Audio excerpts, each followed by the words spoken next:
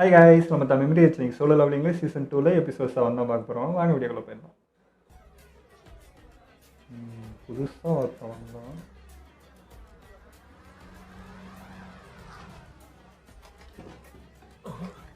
அங்க பாருங்க, white tiger கில்ட்ல இருந்து யோஹோ வராரு. அதே மாதிரி ஹண்டர்ஸ் கில்ட்ல இருந்து சோய் ஜாம்போ வராரு. இங்க இருக்க பிரஸ் எல்லாம் பாத்தீங்கல்ல, அவங்க எல்லாரும் இதுக்காக இங்க இருக்காங்க. நீங்க ரெண்டு பேரும் மின்சங்க வேலையில வைக்கிறதுக்காக தான் இங்க வந்திருக்கீங்களா? மின்சங்கா இவங்க என்ன சொல்றாங்க? இங்க பாருங்க, நான் சொல்றது கேளுங்க. நான் ஒண்ணும் அதுக்காக இங்க வரல. மிஸ்டர் மின்சங் ரீப்பர் கில்டோட ஆல்ரெடி ஒப்பந்தம் போட்டிருக்கிறது எனக்கு நல்லாவே தெரியும். ஆனா இது வேற ஒரு விஷயம். என்ன சொல்றாங்க? இங்க கதையே மாறி போச்சு. வந்ததுக்கு பிரயோஜனம் இல்லாம போச்சு. நான் நியூஸ கேள்விப்பட்டேன். A rank gate S rank கேட்டா மாறினது அது உண்மையிலேயே சிக்கலான விஷயம் தானே. அதுவா White Tiger guild hair and red கேட்ல இருந்து வெளியே வந்தது ரொம்பவே ஆச்சரியமா இருக்கு. நீங்க எனக்கு இந்த விஷயமா கால் பண்றதா இருந்தீங்கன்னு நான் கேள்விப்பட்டேன். அது தேவையில்லாம போனதுக்கு காரணமே அவர்தான். ஹண்டர்ஸ் கில்ட் அவருக்கு ஒரு அன்பான வரவேற்பை கொடுத்து நன்றி சொல்றதுக்கு தயாரா இருக்கு. என்ன பேசுறீங்க? நம்ம ஆளுங்களை காப்பாத்துனது உண்மைதான். எல்லாம் முடிஞ்சதுக்கு அப்புறம் தானே காப்பாத்தினாரு.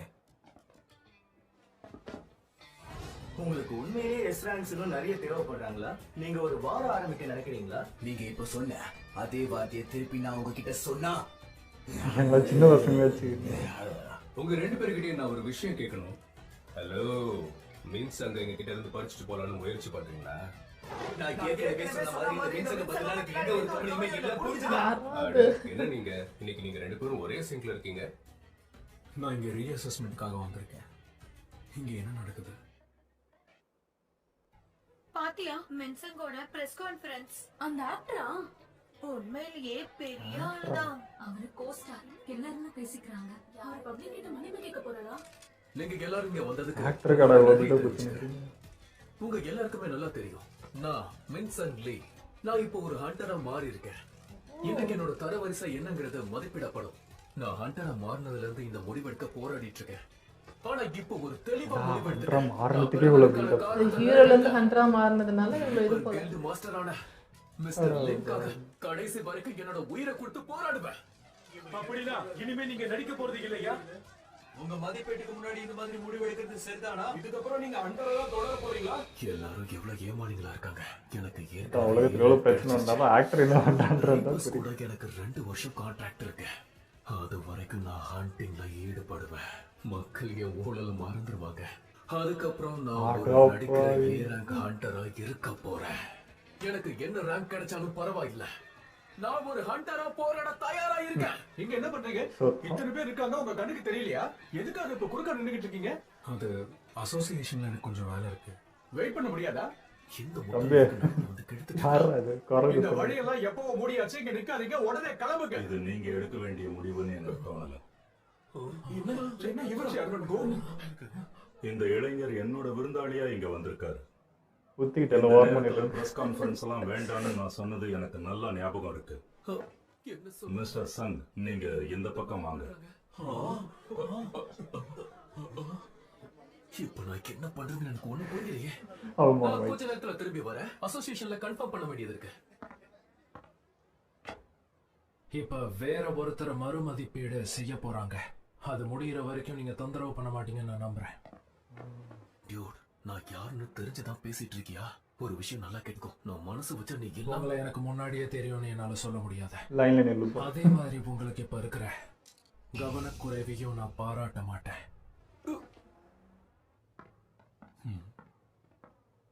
இன்னைக்கு நடந்த விஷயத்தை கேள்விப்பட்டதுக்கு அப்புறம் ரிசல்ட்டை பாக்குறதுக்காக அவங்க காத்துக்கிட்டு இருக்காங்க. 2 வருஷம் கழிச்சு வரப்போற எஸ் ரேங்க் ஹண்டரை பாக்குறதுக்கு அவங்க ரொம்ப ஆர்வமா காத்துக்கிட்டு இருக்காங்க. இந்த வருஷமா யாருமே இல்லை. ரீஅசஸ்மெண்ட் ஆரம்பிக்கிறதுக்கு முன்னாடி உங்களோட ஹண்டர் திறமைகளை நான் உறுதிப்படுத்தணும்னு நினைக்கிறேன். உங்ககிட்ட எந்த மாதிரியான சக்திகள் இருக்கு ஹண்டர் சம்? என்னால இந்த மாதிரி உருவாக்க முடியும். ஒன்னே ஒன்று உருவாக்கலாம். நல்ல வேலை. இடம் பார்த்து சம்மன் நினைக்கிறேன். அப்படின்னா உங்ககிட்ட சம்மன் மேஜிக் இருக்கு. ஆமா, நானும் அப்படிதான் நினைக்கிறேன். ஹண்டர் சங், மேனேஜர் ஊ கிட்ட இருந்து உங்களை பத்தின டீடைல்டு ரிப்போர்ட் எனக்கு கிடைச்சிருக்கு. இதுக்கப்புறம் நீங்க எதையும் மறைக்க போறது இல்ல. இவ்வளவு நாளா மறைச்சு வச்சிருந்த எல்லாமே வெளியே வரப்போகுது. மொத்தமே வா. என்னால இந்த மாதிரி 100 பேரை உருவாக்க முடியும். 100? என்னால இதை புதுசா வேற ஆட் ஆயிருக்கு. இந்த மேஜிக் பவர் அபாரமா இருக்கு. இது என்னையே மிஞ்ச அளவுக்கு இருக்கே. ஓ, இதுதான் ஹண்டர் சங்கோட பவரா? உங்க பொறுமைக்கு ரொம்ப நன்றி. இப்போ உங்க ரீஅசஸ்மென்ட் முடிஞ்சிருச்சு. இதுதான் உங்களோட புது ஹண்டர் ஐடி. சூப்பர். இதுக்கப்புறம் நான் யோசிக்காம ஸ்பியர் ஆஃப் அவேர்ஸை விற்க முடியும். அந்த டீமன்ஸ் கேஸ்ல வீழ்த்த எனக்கு தேவையான கீரை என்னால வாங்கிக்க பயந்து முடியும். பயந்து பண்ணணும். நீங்க இப்போ அதிகாரப்பூர்வமா ஒரு எஸ் ரேங்க் ஹண்டர் ஆயிட்டீங்க. இந்த பலத்தை வச்சு நீங்க இன்னும் என்னெல்லாம் செய்ய போறீங்கன்னு பார்க்கிறதுக்கு நான் ரொம்ப ஆவலா இருக்கேன்.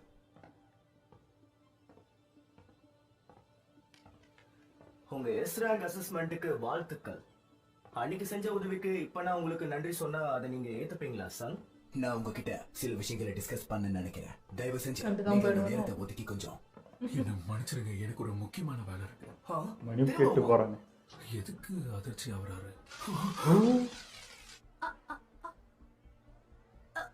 எஸ்ராங்கனது மீடியா குஞ்சிச்சு.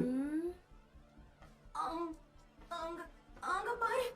என்ன உங்க அண்ணன் ஜிம்பு உன்னோட பிரதர் டிவில வராரு. என்னடா அதுவே லைவ்ல போட்டீங்க. இல்ல, எப்படி அவன் உண்மையிலேயே நியூஸ்ல வந்துட்டான். நான் தான் சொன்னேன்ல, அவன் சாதாரண ஆள் இல்லன்னு. அவன் கண்ணை பார்த்தாலே சொல்ல முடியும். அவன் என்னெல்லாம் பண்ணிருக்கான்னு உங்களுக்கு தெரியுமா? உனக்கு தெரியுமா? என்ன ஹீலிங் பண்றவர்.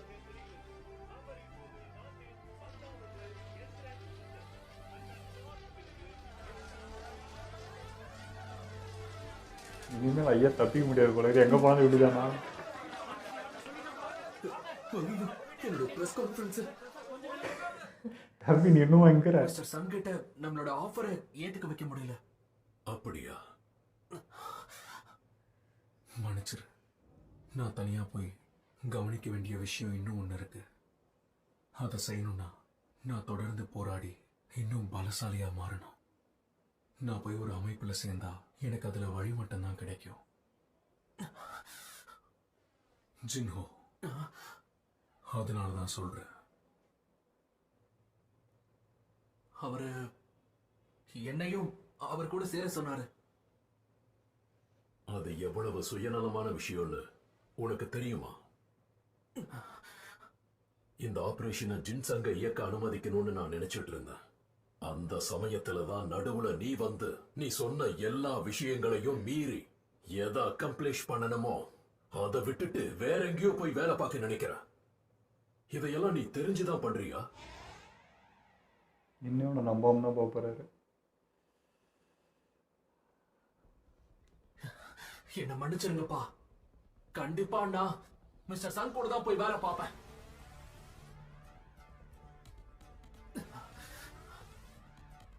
பையன் தப்பான முடிவு எடுக்கிறேன்னு அப்படின்னா விளைவுகளை எதிர்க்க நீ தயாரா இருக்கணும். சொல்றத கேளுங்க, பின்னாடி போங்க. தயவு செஞ்சு கொஞ்சம் தள்ளி நில்லுங்க. இனிமேல் ஃப்ரீடம் போச்சா? இவங்க எல்லாரையும் சமாளிக்கிறது ரொம்பவே கஷ்டம். வேணும்னா நாங்க உங்களுக்கு வீட்டுக்கு லிஃப்ட் கொடுக்குறோம். வேணாம், நானே பார்த்துக்கிறேன்.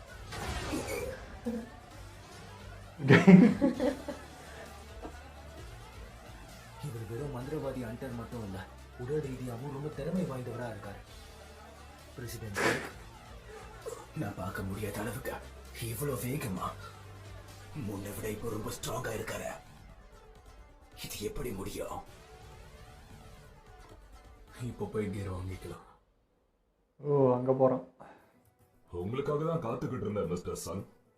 நீங்க தீப்பழம்புகளுக்கு எதிராக பாதுகாக்கிற பொருட்களை தேடிக்கிட்டு இருக்கீங்களா? அது என்னன்னு நான் தெரிஞ்சுக்கலாமா? அந்த இடத்துல நெருப்பா சூடா இருந்துச்சு. இருக்கிற டஞ்சன்ல பாதுகாப்பா இருக்கிறதுக்காக தேடுறேன். ஓ சரி, அப்படி பார்த்தா உங்களுக்கு இது உதவியா இருக்கும்னு நினைக்கிறேன். உங்க உடைகளுக்கு மேல அணியக்கூடிய கேப் இது. ரொம்ப ஈஸியா பொருந்தக்கூடிய மோதிரம். இது அற்புதமா இருக்கு. இது நிச்சயமா உங்க பட்ஜெட்குள்ள இருக்கும்னு நினைக்கிறேன்.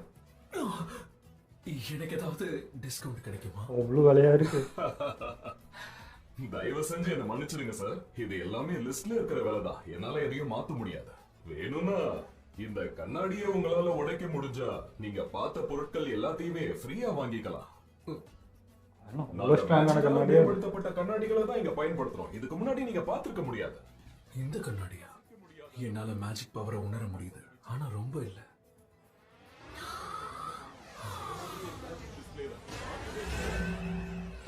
கொஞ்சம் இருங்க, நான் சும்மா விளையாட்டுக்கு தான் சொன்னேன். ஐயோ அட போட. கண்ணாடி முழுசா உடையல கடையை வச்சிருப்பா என்ன? பாதுகாப்பு அது வரவழைக்கும். ஓ, அப்படி எனக்கு தெரியாது, என்ன மன்னிச்சிருங்க. இல்ல இல்ல, நான் தான் உங்ககிட்ட மன்னிப்பு கேட்கணும். அது வந்து நான் வேற சில பொருள் தேடிட்டு இருந்தேன், கத்தி மாதிரி. இங்க இருக்கிற வெப்பன்ஸ்க்கு நான் தான் இன்சார்ஜ். நான் உங்களுக்கு உதவி செய்யறேன், வாங்க இந்த பக்கம் வாங்க. அதுக்கே விரிசல் அவர் இத கையால தொட்டு கூட பார்க்கலையே. இதோட விலை என்ன? எந்த பொருள் வந்து இதுல பாத்தீங்கன்னா கால்குலேட்ல இடம் பத்தலையா? ஐயோ இது கசாக்கா வெனம் ஃபங்கலுக்கு தான் வலிமையானது. அப்போ சொல்லுங்க சார், எங்க இருக்குது? இது எவ்வளவு விலைக்கு போகும்? ஓ, இது ரொம்ப சுவாரஸ்யமா இருக்கு. கிராஃப்ட்ஸ்மேனோட டீடைல என்னால சென்ஸ் பண்ண முடியுது. கடையில இந்த ஒரு பொருள் தான் விற்பனைக்கு. இது கண்டிப்பா 100 கோடிக்கு கீழே போகாதுன்னு நம்புறேன். என்ன 100 கோடி? இதோட தங்க விலை வெறும் 2.8 கோடி தானே. ஸ்டோர்ல இருக்க பொருட்களை இந்த விலைக்கு விற்க முடிஞ்சா நான் ஸ்பீட் ஆஃப் அவேர்ஸை விற்க வேண்டிய அவசியமே இருக்காது. கொஞ்சம் பாத்ரூம் எங்க இருக்குன்னு சொல்ல முடியுமா? எங்கிட்ட இருக்கிற பொருளே பெருசுதான் போயிட்டு. அவன் ரொம்ப ஸ்ட்ராங்கானவன் எனக்கு தெரியும். ஆனா நான் பார்த்தது அதையும் தாண்டின ஒரு விஷயம். அசஸ்மெண்ட் லேப்ல இருந்து நான் உணர்ந்த அந்த மேஜிக் பவர், அவனோட அந்த விளையாட்டு திறன். அவன் ரொம்ப நாளைக்கு முன்னாடியே ரியா வேக்கன் ஆயிருக்கான்னு நினைக்கிறேன். ஒருவேளை அப்படியே நடந்திருந்தாலும் இந்த அளவுக்கு வலிமையா இருக்க சாத்தியமா? அவன் ரியா வேக்கனாக தாண்டனாக இருந்தாலும் காலப்போக்குல வலிமையாக கூடியவனாக இருந்தா என்ன பண்றது?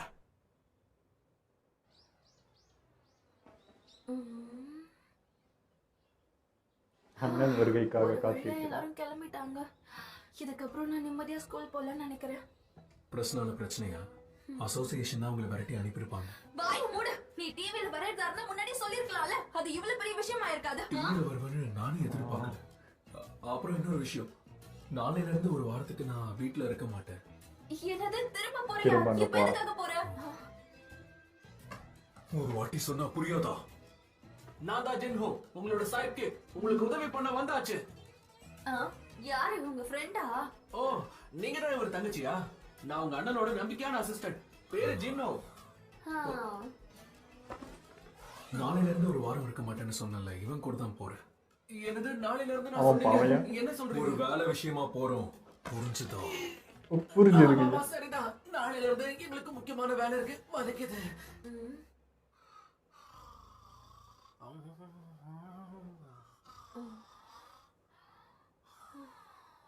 பிரஸ்காரங்களாம் போயிருப்பாங்க. தேவையான மீடியா கவரேஜ்லாம் கொடுத்தாச்சு. வெளியே வாங்க. சரி, டஸ்க்கு மொத்தம் 4 பாடி கார்ட்ஸ் இருக்கணுமே. இன்னொருத்தர் எங்க? ஓ, அவன் சீலிங்ல மோதி இறந்ததுனால அவனோட ஷேடோவை என்னால எடுக்க முடியல. இதெல்லாம் எப்பயா நடந்துச்சு? எப்படி நீங்க 3 பேரும் பலசாலிங்க தான், நீங்களே பார்த்துப்பீங்க. ஜின்னாவை பத்திரமா பார்த்துக்கிற பொறுப்பை நான் உனக்கு ஒப்படைக்கிறேன்.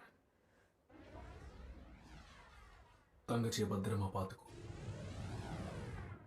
நான் கிளம்புறதுக்கு முன்னாடி இது புதுசா இருக்கு. பேட்ரோலிங் ஆரம்பிங்க. சிட்டிய இன்னும் கொஞ்சம் பாதுகாப்பா பாத்துக்கிறத பத்தி யோசிக்கணும். சுத்தி இனிமிஸ் இருக்காங்கன்னு பார்த்துட்டு போறோம். உங்க வீட்ல நைட் நான் தங்க அனுமதிச்சதுக்கு ரொம்ப நன்றி. எனக்கு ஒன்றும் பிரச்சனை இல்லை. இதுக்கப்புறம் நீ என்ன பண்ண போற? உங்க அப்பா உன்னை வீட்டை விட்டு போக சொல்லலையே. எனக்கு தெரிஞ்ச வழியில நான் அதை ஃபேஸ் பண்ணிக்கிறேன். ஆமா, டிஎஸ் டவர்ல அப்படி என்ன வேலை இருக்கு? நேத்து நீங்க ஒரு வாரத்துக்கு வீட்டுக்கு வர மாட்டேன்னு சொன்னீங்க. அது நாம ஒரு ட்ரைனிங்கா வச்சுக்கலாம். ஒரு எஸ் ரேங்கர் ஆனதுக்கு அப்புறம் நீங்க இன்னும் ஸ்ட்ராங் ஆகணும்னு நினைக்கிறீங்களா? அப்படியும் வச்சுக்கலாம். நான் கிளம்புறேன். ரொம்ப நன்றி. ஓகே, பத்திரமா போயிட்டு வாங்க. கூட வரலையா? தண்ணியை கண்ட்ரோல் பண்ற மோதிரம், காற்றால சூழப்பட்ட கேப் என்ன வெப்பத்துல இருந்து பாதுகாக்கும். இந்த டீமன்ஸ் கேசல எப்படியாவது முடிக்கணும். என்னது கொஸ்டின் 4? 2 டீமன் சோல்ஸ் சேகரிக்கணும். டீமன் முன்னார்க்கான பாரனை தோக்கடிச்சு சோலை சேகரிக்கணும்.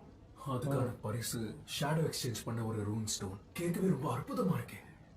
போன ரிவார்டை விட இது பெட்டரா இருக்கு. இது என்னை இன்னும் மோட்டிவேட் பண்ணுது. விட்ட இடத்துல இருந்தே இப்ப ஆரம்பிக்கிறேன். 75வது ஃப்ளோருக்கு போலாம். விட்டே தொடங்க.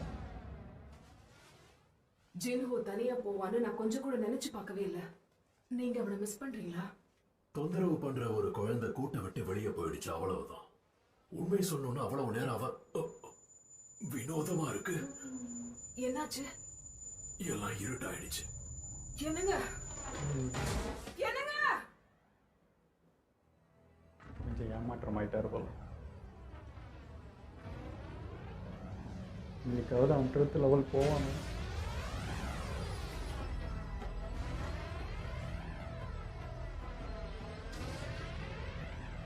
இப்போ டெஸ்ட் பண்ணி பார்க்கலாம்.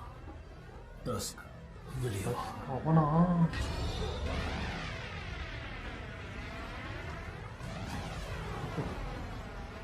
அடுத்தது டெஸ்டிங்.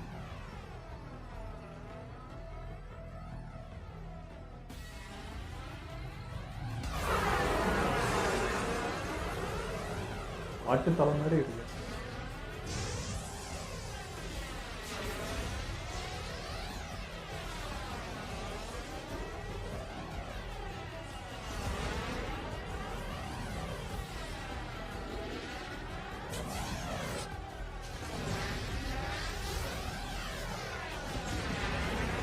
ஓ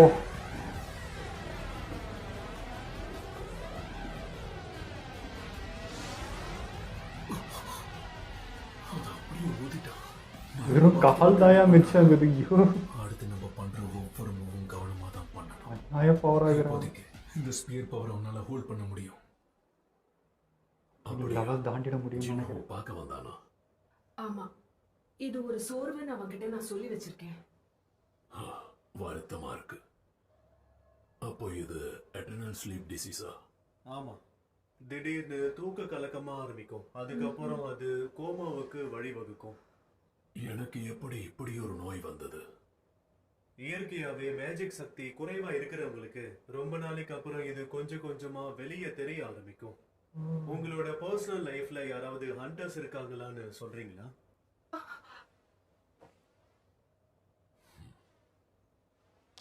என் மகன் ஒரு ஹண்டர் தான். அதுதான் காரணம்னு நிச்சயமா சொல்ல முடியாது. ஆனா இப்பெல்லாம் உலகம் முழுக்க மேஜிக் பவர் தான் நிறைஞ்சிருக்கு. எனக்கு எந்த ஒரு ரெசிஸ்டன்ஸும் இல்லை. நான் அழிக்கப்பட்டுக்கிட்டு இருக்கேனா? ஒன்னும் புரியல. இங்க ரொம்ப அமைதியா இருக்குல்ல? ஈரோட அம்மாக்கு இதேதான். சரி, நீ மீன் பிடிக்க போறியா? என்ன சொல்ற? நம்ம இன்னும் பேட்ரோலிங்ல தான் இருக்கோம். என்னது அது? யாரும் எஃபிஷியன்சிக்காக நான் 6 ஸ்குவாட் ஷேடோஸை உருவாக்கியிருக்கேன். அவங்கள பிரிச்சதும் ஒரு வகையில நல்லதுதான். அவங்கள வெளியே அனுப்பும் போது நான் அவங்களுக்கு 2 உத்தரவு கொடுத்தேன். ஒவ்வொரு ஸ்குவாடும் அவங்க சந்திக்கிற எதிரியை வீழ்த்தணும். அவங்க ஏதாவது என்ட்ரி பெர்மிட்டை கண்டுபிடிச்சா அதை என்கிட்ட சொல்லணும். அதாவது வேற எந்த பொருளையும் தவற விடாம நாம வேகமா முன்னேறிக்கிட்டு இருக்கோம். இல்ல நான் தான் அப்படி நினைக்கிறேன்னா? 80வது ஃப்ளோருக்கு வந்து 2 நாள் ஆகுது. ஆனா வேகம் ரொம்ப குறைஞ்சிருச்சுல்ல. அதுக்கு என்ன காரணமா இருக்கும்? என்னோட ஷேடோஸ் எல்லாம் அழிக்கப்பட்டுக்கிட்டு இருக்கு. அது ஹையார்க் ஸ்குவாட். அப்ப அங்க போயிட்டு இருக்க ஃபைட். அந்த டீமன்ஸ் எல்லாம் ஹையார்க்ஸை தோக்கடிக்க முடியாதுன்னு நினைச்சேன். சரி, நான் அதுங்களை ரீகால் பண்ணி செக் பண்ணி பார்க்குறேன். 5 லெவல் வந்துட்டுக்கிறாங்க. இப்போ ஸ்குவாட் பியும் கீழே இறங்கிடுச்சு. இதை பண்ணவங்க யாருன்னு தெரியல, ஆனால் ரொம்ப கொடூரமாக பண்ணியிருக்காங்க. ஏதோ ஒரு விஷயம் புரியல. டஸ்க் ஸ்குவாட் ஏ ஸ்குவாடோட சரியாக தான் இருந்தது. அப்புறம் ஏன் தூரமாக இருந்த ஸ்குவாட் பி கீழே இறங்குச்சு? டஸ்கை தோக்கடிக்கிற அளவுக்கு அவங்க ஸ்ட்ராங்காக இல்லைன்னு அவங்களுக்கு தெரியுமா? அவங்க எதிரிகளோட பலத்தை தான் கவனிக்கிறாங்கன்னா அவங்க புத்திசாலிங்க தானே புரிஞ்சுக்க முடியுது. அப்போ எனக்கு தெரிஞ்சு கண்டிப்பா அடுத்த இலக்கு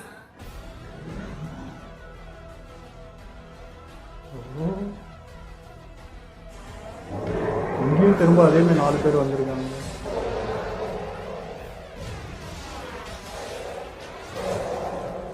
எனக்கு புரிஞ்சிருச்சு.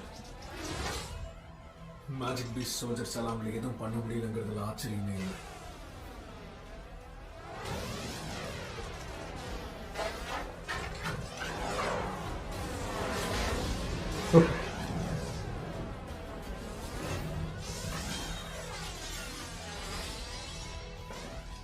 எனக்கு கொஞ்ச நாளாவே ரொம்ப ஆர்வமா இருந்துச்சு.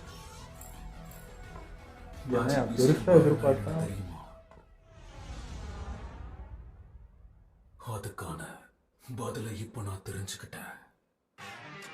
ஏங்க ஃபஸ்ட்டு அவனுக்கு அவ்வளோ பில்டப் கொடுக்குறப்போ ஏதோ பெருசாக எவனோத்த வந்துட்டான் போலகுது, புது வரவு, இவன் ஹீரோக்கெலாம் என்ன டஃப் கொடுப்பானா, யாராவன் என்னதுன்னு நான் 1008 யோசிச்சுக்கிறேன். பார்த்தா ஆக்டரு அதுவும் அங்கே தப்பிக்கிறதுக்காக இங்கே வந்து ஒளிகிறதுக்கு வந்ததுக்கு இவ்வளோ பில்டப்பு. பட் நல்லா போச்சுங்க. நம்ம ஹீரோ ஃபஸ்ட்டு இங்கே வரப்போ யாரும் கண்டுக்கல, ரிட்டர்ன் வர்றப்போ ஃபுல் மீடியா ஃபுல் உலகமே இப்போ திரும்பி பார்க்குதுன்றது அப்படியே வேற மாதிரி சினிமா பார்த்த மாதிரி இருந்தது. அது யாருனே தெரியாமல் உள்ளே போயிட்டு வெளியே வரப்போ இப்போ ஊருக்கே தெரியுதுன்றது ஒன்று, அவனுக்கே தெரியாமல் நடந்தது தான். பட் உள்ளே நடந்த சம்பவம் வேறு மாதிரி இருந்தது. நான் நினச்சேன் லைட்டடாக தான் பண்ணுவான்ட்டு, பட் அதான் ஊருக்கே தெரிஞ்சிச்சு என்னென்ன மறைக்க வேண்டியது இருக்குது, எல்லாத்தையும் எழுப்பு அப்படியே நிற்க வச்சோன்னு எல்லாருமே அதிர்ந்து போயிட்டாங்க. அது வேறு லெவலில் இருந்தது. ஸோ இனிமேல் ஐயா வந்து எங்கேயோ ஒளிஞ்சு வாழ தேவையில்ல அப்படின்றது ஒன்று இருந்துச்சு. பட் வந்து இப்போ இந்த மீடியா இந்த பிரபலமானதுக்கு அப்புறம் ஒன்று இருக்குது பாருங்கள், இப்போ இதுக்காக ஒளிஞ்சு ஓடணும் பழகுது. இப்போ கூட பாருங்கள், வீட்டில் இருக்கும்போது கூட நிம்மதியாக இப்போ வெளியே போக முடியல, மீடியா இல்லையா யாரும் இல்லையான்னு பார்த்து தான் வெளியே போக வேண்டியதாக இருக்குது. முன்ன அங்கே பயப்பட வேண்டியதாக இருக்குது, இப்போ இங்கேயே பயப்பட வேண்டியதாக இருக்குது. எது நடந்தாலுமே லோவாக இருந்தாலும் பிரச்சனை தான், ஐயா இருந்தாலும் பிரச்சனை தான்ன்ற மாதிரி இருந்துச்சு. ஆனால் தங்கச்சிக்கு வந்து அந்த ஷேடோ வச்சுட்டு போனதுல ரொம்ப புதுசாக இருந்தது. அப்படி கூட பண்ண முடியும்னா நல்ல விஷயமா இருக்குல்ல.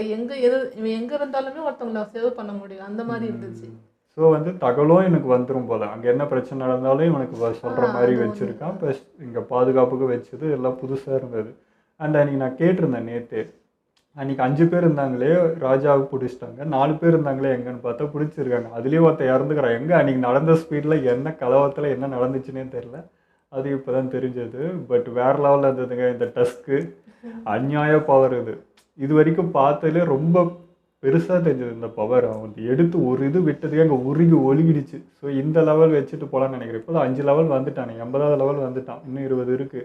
எனக்கு தெரிஞ்சு அவனை வச்சு போயிடலான்னு நினைக்கிறேன். பட் ஃபைனலில் பார்ப்போம் 100ல் எவன் தான் இருக்கான் அந்த லெவலில் அப்படின்னு பார்ப்போம். இப்போ இது இவன் கூட பயங்கர பில்டப்பாக இருந்துச்சு. 4 பேர் வந்து சரி அன்றைக்கி வந்தவங்க வரப்போகிறாங்க பார்த்தா சப்பையாக முடிஞ்சு போச்சு. இது நடுங்கி பின்னாடி போயினுக்குது. ஸோ இது காமெடியாக முடியும் போல்.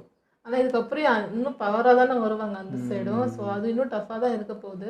அப்புறம் எனக்கு கொஞ்சம் ப்ரீத்திங் ப்ராப்ளம் இருக்குது, அதனால நான் வந்து வாயில் கை வச்சுட்டு அந்த ப்ரீத்திங் விடுறதுக்கு கொஞ்சம் கஷ்டப்பட்டேன். உடனே கொட்டாவே விட்டுட்டு நினச்சிக்காதீங்க. நான் அது உங்களுக்கு கொஞ்சம் என்ன சொல்கிறது அன்கம்ஃபர்டபுளாக இருந்திருக்கும். எப்படி என்னடா இவங்க பார்க்கும்போது இப்படி பண்ணிட்டு இருக்காங்களேன்ட்டு. அதுதான், வேற ஒன்றும் இல்லை. ஓகே, இதெல்லாம் நம்ம வீடியோ முடிச்சுப்போம். மறக்காமல் லைக் பண்ணி ஷேர் பண்ணுங்கள், மறக்காமல் சப்ஸ்கிரைப் பண்ணிடுங்க.